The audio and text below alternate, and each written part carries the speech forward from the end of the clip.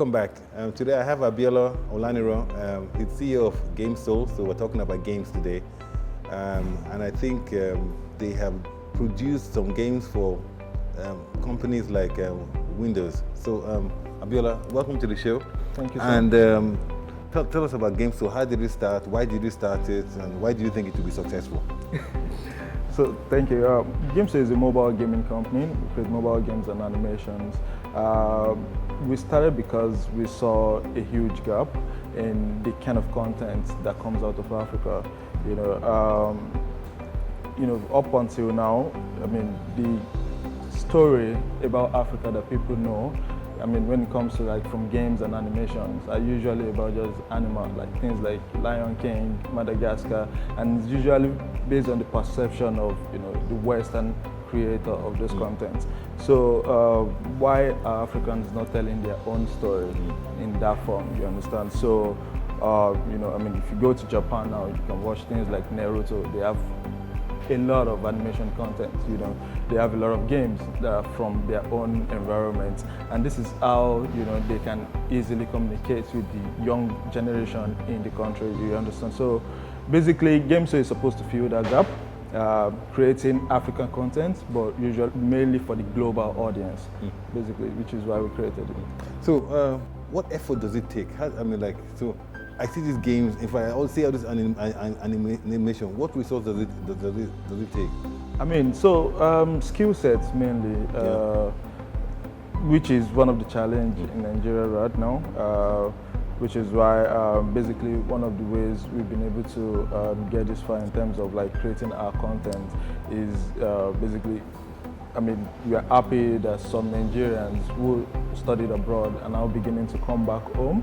You understand? So some of our animators studied in Canada, some in the UK. You understand? So skill set mainly, and for little content can take a lot of time. So you need a lot of people, you need a lot of hands on deck to be able to produce them fast. So let's go back down the memory lane. So what was the first game that you produced? How long did it take, and how successful was it? Okay, so the first game that I created and published was called Road Blazer. Okay. I created it when I was still in school. It took, I think, roughly, I'm not really sure how long it took, because I was doing it out of passion and excitement and everything. So I published it on the Windows platform because as at then I was a Microsoft student partner. Okay. And I just got back from representing Nigeria at the world competition, at the global technology competition organized by Microsoft. So so it kind of like created that platform. So I have like enough information on how to publish my game and let people know about it in the store and everything. So after a couple of weeks, Gideon started. I mean, Road Blazer got about 40,000 downloads, and towards the same period, an investment company called 88 MPH, based in Nairobi, was looking for like startups or people with solutions that they want to take out. So I decided to apply, sent my pitch deck. So that was how we got our first seed investment, and ever since then we started creating. So how many? So like with a company like GAMSOLE, how many games can you produce in a year, and how do you scale up, and then how do you make money? I'm a banker. These are the kind of things that excite me. So the kind of games we create, because of the amount of resources available to us, we usually create mini games, like casual games, like quick to play kind of games. So we tend to create a large number of games. So we've been able to create over 35 games, and we've been able to have over 10 million downloads of our games. So at the time when we first got our first million download of our games, Microsoft Africa in Kenya gave us a grant. So we started monetizing our games using advertisements. So for every retry, for every replay, and I mean, based on how addictive the game is, we get, I mean, our users are filled with advertisements, and then we get revenue from that. So, but after that, we've been able to start monetizing also using telecommunication companies. So last year we released our first, like, will I say, our first Android game, Olaniran. So we released it in partnership with MTN. It was exclusive for the platform for 6 months, for the first 6 months, and they did like promotion using their own subscriber base. So the first month we had 25,000 subscribers, and it's been growing ever since then. So so that's good on, and that's really exciting. So, what kind of people download the games? Is it just young people?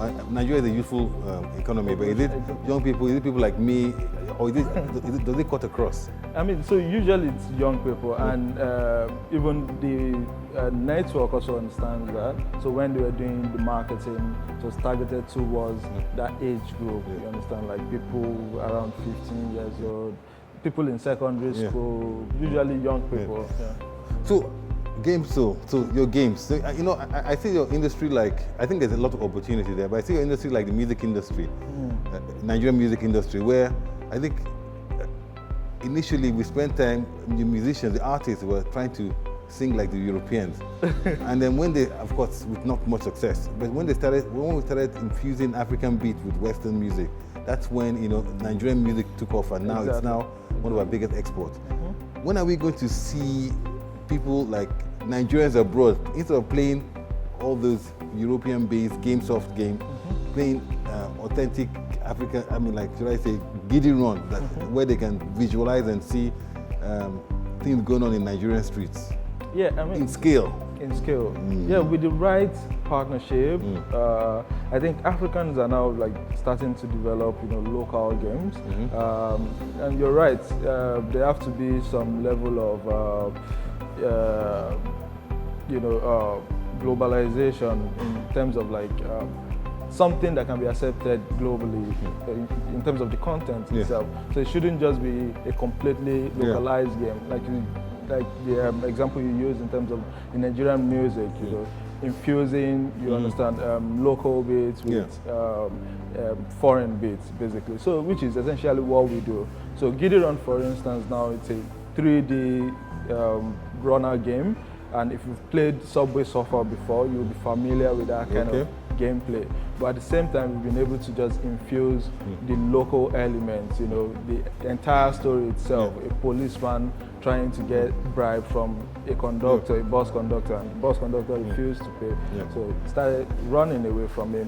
These are things that Nigerians are, normal Nigerians are like, used to every day. So, and that's great. But how are we going to scale that up? Because it's only until yesterday that I said, okay, I heard about Olaniran. But I think, I know many adults here, even in this room, that still play games, right? And so it's not. I don't think games are for youth. I think games for everybody. It depends on the type of game, and you can use it, of course, to tell a story. So, how are we going to create that awareness?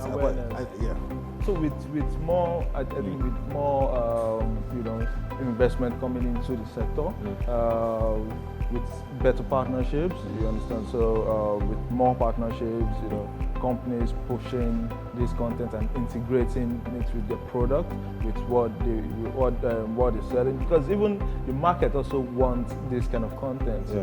But the contents are not just available, you understand. So which is why companies like me are supposed to make those kind of content available in great quality. So once the quality is as good as the international one, why do I want to play the international one instead? So games and education. So what role? So and I know that we hear a lot about things like gamification, using games to teach people stuff, or even at work. So it's not just about education, but education in school, education even in the workplace. So how are you? So are you doing anything in that space with any organizations or schools? I mean, currently we are doing a product with Diamond Bank now, and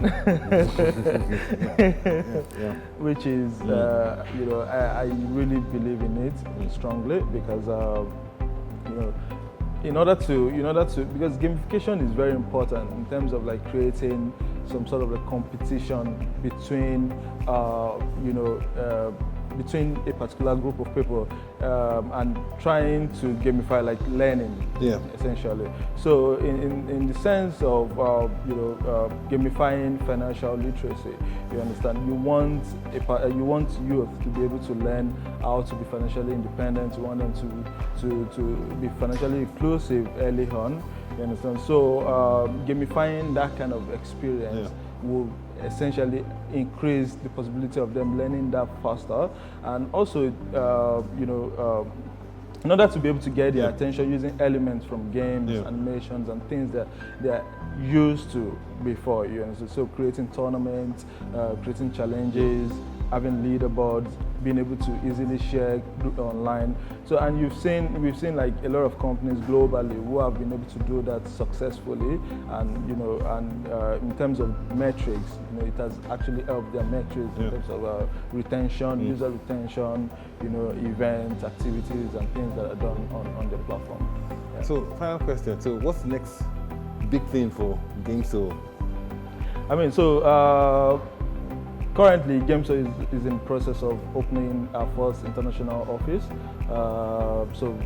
We've been in talks with Business France for a while, and just last month we were able to actually travel there and start the initial setup. And by January we'll be opening Europe headquarters in France, and also I hope it's going to be exporting Nigerian content to Europe. That's the dream, to be able to create local content and also have more access to skills in terms of like creatives, and also in terms of just being able to reach the global audience better. So all right, thank you very much. Wish you the best of luck. We will continue our conversation offline. Yes, sir. All right, thank you.